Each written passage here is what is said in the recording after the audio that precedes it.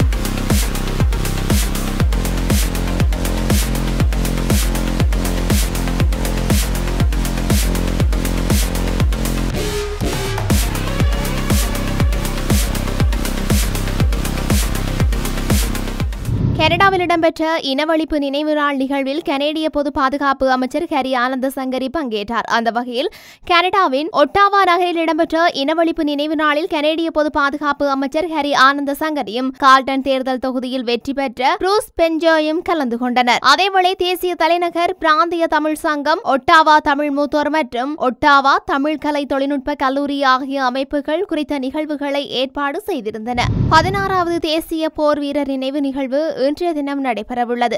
இந்த நிகழ்வு ஸ்ரீ ஜெயவர்தனபுர கோட்டையில் உள்ள ராணுவ வீரர்கள் நினைவு சின்னத்திற்கு முன்பாக மாலை 4 மணி முதல் நடைபெறவுள்ளது. இதன் காரணமாக பத்திரமுல்ல நாடாளுமன்றத்தை சுற்றியுள்ள பகுதியில் விசேட போக்குவரத்து திட்டம் செயல்படுத்தப்படவுள்ளதாக அறிவிக்கப்பட்டுள்ளது.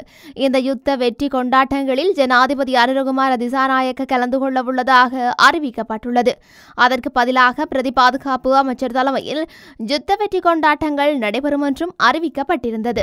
நடைபெற்று முடிந்த உள்ளூராட்சி சபை தேர்தலில் வடக்கில் அனுர அரசு தோல்வியடைந்ததற்கு தமிழ் மக்கள் அரசின் செயல்பாடுகளில் திருப்தியடையவில்லை என்பதையே வெளிப்படுத்துவதாக ஸ்ரீலங்கா பொதுஜன பெரமுனவின் தேசிய அமைப்பாளர் நாமல் ராஜபக்ச தெரிவித்துள்ளார்.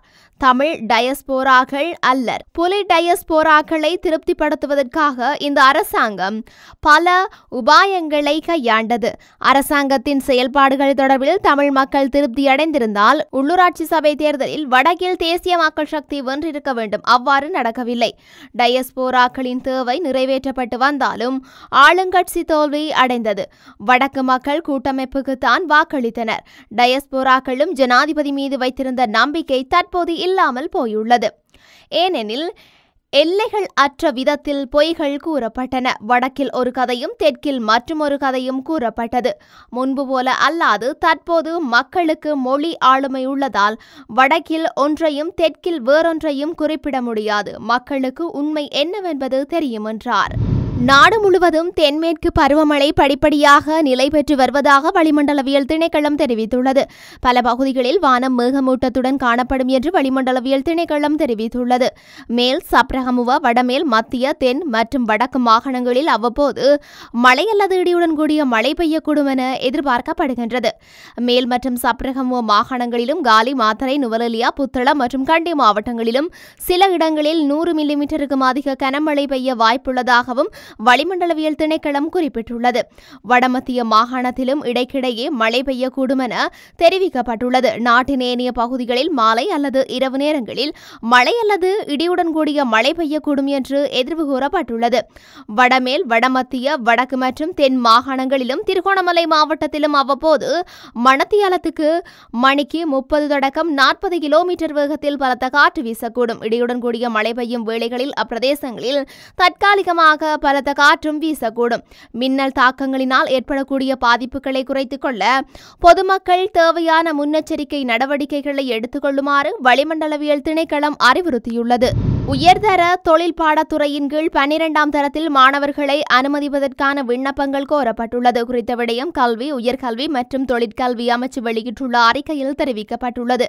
அந்த அறிக்கையில் இந்த வருடம் முதல் 608 பாடசாலைகளில் தொழிற்பாடத்துறை பிரிவு செயல்படுத்தப்படும் என்று அமைச்சு அறிவித்துள்ளது.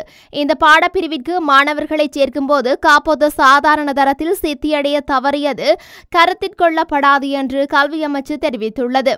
மேலும் இந்த பாடப்பிரிவில் கல்வியை தொடர விரும்பும் மாணவர்கள் தாங்கள் எதிர்பார்க்கும் பாடசாலை அதிபர்களிடம் விண்ணப்பத்தை சமர்ப்பிக்கப்பட வேண்டும் எனவும் தெரிவிக்கப்பட்டுள்ளது. யாழ்ப்பாணத்தில் நகைக்கடை உரிமையாளர் ஒருவர் 23 பவுன் நகையை தொலைத்த பெண்ணை தேடி கண்டுபிடித்து அந்த நகையை அவரிடமே கொடுத்துள்ளார். பேருந்தில் பயணித்த பெண் ஒருவர் கடந்த 9/4/2025 அன்று தனது நகையை தவறவிட்டுள்ளார். இந்த நிலையில் இதுகுறித்து சாவகச்சேரி போலீஸ் நிலையத்தில் முறைப்பாடு பதிவு செய்துள்ளார். பின்னர் குறித்த நகையை கண்டெடுத்தவர் அதனை நகைக்கடையில் கொடுத்து வேறு நகை செய்வதற்கு முயற்சித்துள்ளார். இதன்போது நடந்த சம்பவத்தையும் நகைக்கடை உரிமையாளரிடம் கூறியுள்ளார். இதன்போது நகைக்கடை உரிமையாளர் இது தவறு என அவருக்கு எடுத்து கூறிய பின்னர் நகை காணாமல் போனதாக ஏதாவது போலீஸ் நிலையத்தில் முறைப்பாடு பதிவு செய்யப்பட்டதா என தேடுதலில் ஈடுபட்டார். அந்த வகையில் சாவகச்சேரி போலீஸ் நிலையத்தில் முறைப்பாடு பதிவு செய்யப்பட்டமை தெரிய வந்தது. இந்த நிலையில் நகையை தொலைத்த பெண்ணை அழைத்த நகைக்கடை உரிமையாளர் மதகுரு ஒருவருக்கு முன்னால் வைத்து அந்த நகையை நேற்றைய தினம் கையளித்துள்ளார். நகையை தொலைத்த பெண்ணிடமே மீண்டும் நகையை வழங்கிய சுன்னாகம் பகுதியைச் சேர்ந்த குறித்த நகைக்கடை உரிமையாளரை பலரும் பாராட்டி வருகின்றனர். கட்டுநாயக்க விமான நிலையத்தின் வருகை முனையத்தில் இன்றைய தினம் காலை வெளிநாட்டு பயணி ஒருவர் கைது செய்யப்பட்டுள்ளார். 7,90,00,000 ரூபாய் மதிப்புள்ள குஷ் போதைப் பொருளை இலங்கைக்கு கொண்டு வந்த குற்றச்சாட்டில் அவர் கைது செய்யப்பட்டுள்ளார். சுங்க போதைப் பொருள் கட்டுப்பாட்டு பிரிவைச் சேர்ந்த அதிகாரிகள் குழுவினால் 21 வயது தாய்லாந்து நாட்டவர் ஒருவர் கைது செய்யப்பட்டுள்ளார். இளைஞன் தாய்லாந்தில் போதைப் பொருள் பொதியை பெற்று மலேசியாவின் கோலாலம்பூருக்கு சென்று அங்கிருந்து இன்று அதிகாலை 12 மணிக்கு மலேசியா ஏர்லைன்ஸ் விமானம் மூலம் கட்டுநாயக்க விமான நிலையத்தை வந்தடைந்தார். இதன் மூலம் சுங்க அதிகாரியின் கவனத்தை திசை திருப்ப அவர் முயற்சித்துள்ளார். அவரது பொதிகளில் இனிப்புகள் அடங்கிய பல பாக்கெட்டுகளில் மறைத்து வைக்கப்பட்டிருந்த 7 கிலோகிராம் 910 கிராம் குஷ் போதைப் பொருளை சுங்க போதைப் பொருள் கட்டுப்பாட்டு பிரிவின் அதிகாரிகள் கைப்பற்றியுள்ளனர். பின்னர் இந்த பயணியையும் அவர் கொண்டு வந்த போதைப் பொருளையும் கட்டுநாயக்க விமான நிலைய போதைப் பொருள் தடுப்பு பணியக அதிகாரிகளிடம் மேலதிக விசாரணைக்காக ஒப்படைக்கப்பட்டுள்ளது. இத்துடன் தமிழ்வினின் கால்நிற செய்திகள் நிறைவடைகின்றன. உடனுக்குடன் செய்திகளை அறிந்து கொள்ள தமிழ்வின் என்ற மது யூடியூப் பக்கத்தினூடாக இணைந்திருங்கள். வணக்கம்.